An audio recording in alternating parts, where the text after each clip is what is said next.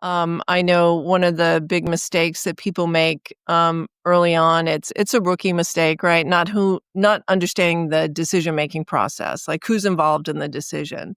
But is that one of the first questions you ask, or where does the buying process journey begin in selling in the actual commitment to do the work?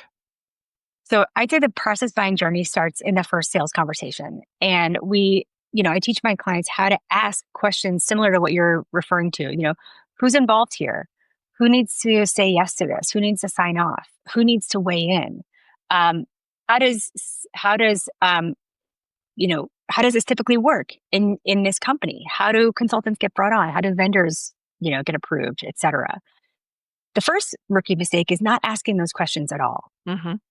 Right. And then, but once you can start to ask those questions, you can, gauge what it will actually take to have to get the work sold in.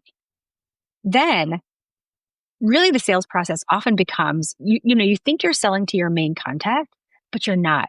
You're actually helping your main contact sell into the organization, what we call navigating the jungle. Yeah.